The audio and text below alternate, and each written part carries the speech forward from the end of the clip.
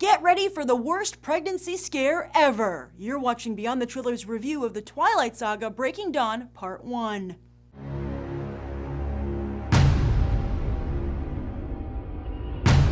It's impossible.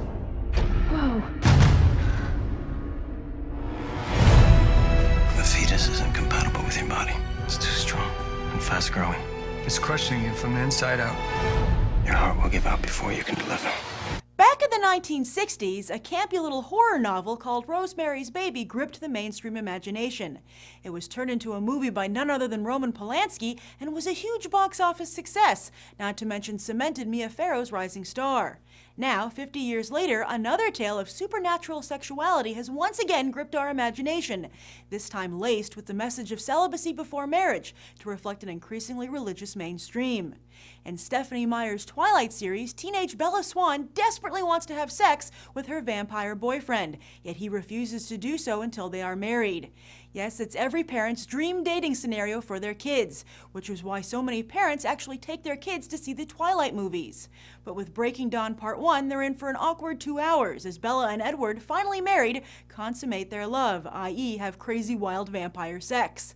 However, the awkwardness might be worth it as Meyer continues to make this a cautionary tale. As soon as Bella and Edward have sex, Bella becomes pregnant. That's right, no free rides on Edward. The unborn baby, being half vampire, threatens to kill Bella from inside. The experience promises to be gruesome enough to make any teenage girl or woman think twice before going all the way. In other words, this is not a date movie. The final installment, which is in 2 parts, the second will be released 1 year from now, is directed by Bill Condon, who helmed Gods and Monsters and Dreamgirls.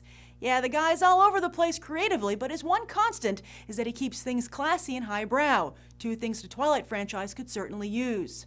While the series makes more and more money with every entry, it's also becoming a bigger and bigger pop culture joke.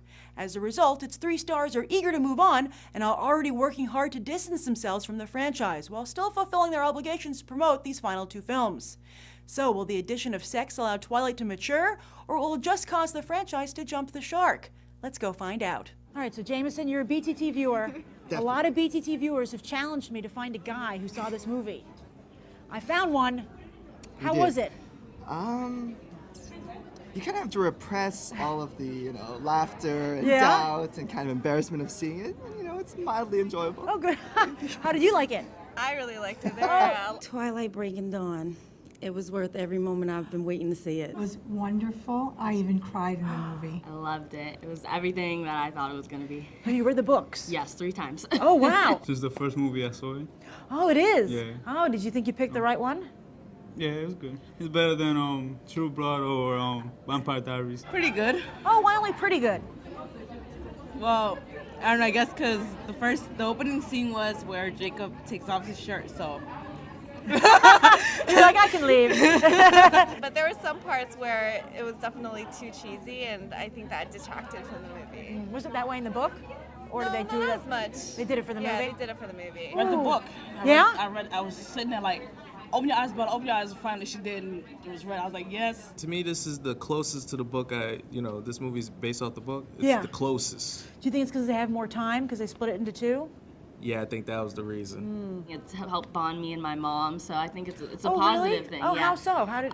Well, I got her to read the books as well, and so now she's gone to every midnight premiere with me, and it's something that we can talk about and be totally obsessed with. Did they handle it tastefully? Because, a lot of families go and see the Twilight movies. Is this something a family can still go and see? Well, not for children. I wouldn't say not for children. Not this the part especially when she's going all through this trauma. People should be prepared when they go watch. Okay, all right, because they have a lot of tween fans. We've seen a lot of little girls in the theater today. Yeah, Do you think? it's a pretty adult movie. How was it talking to your mom about that kind of stuff? I think it was fine. They didn't really show too much in the adult scenes, but it wasn't too promiscuous for little kids. Some people are saying that Bella is not a good role model because she got married right out of high school and she got knocked up. What do you think?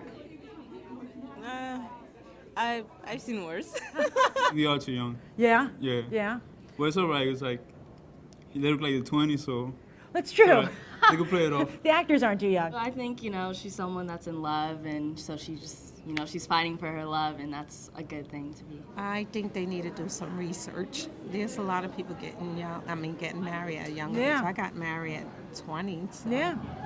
I mean, if you're in love, you're in love. So now that you know that he makes evil vampire babies, are you still on Team Edward? Oh, yes. Yeah? Oh, yes. Great. Edward is my passion. Who do you think is the right guy for her, Bella? If she could go with both of them, Yeah? I'll be fine with it. So do you like where they broke it off for the next movie? You know what? They had to break it off somewhere, and I did scream when that happened. It was like, oh, just let me see Bella. Just let me see what she's gonna look like. But you know, they're making you wait, and I think that's good. I didn't really like how they just cut it off. Oh, because you're making it into 2 movies, right? Yeah. Will you see the next one? Sure. Yeah. Might as well finish it out at this point, right? Yeah. Are you gonna make him see the last one? Of course. Yeah. He's already promised. Oh, good. Oh, great. What will you tell your friends about this movie? If they're like, oh, come on. I wouldn't tell my friends. Oh, yeah, you're not? You see what time it came early in the morning. Yeah, that's true, Somebody yeah. could see me here. Everybody has their opinion, and you know, this movie, I kind of was skeptic myself, but this movie kind of shows that they can do a good job on a movie. Read the books. I had so many people who hated it. As soon as they read the books, they're like, all right, Really? you've made me a believer. Stop hating, get over it. Bye. What do you give the movie on a 1 to 10?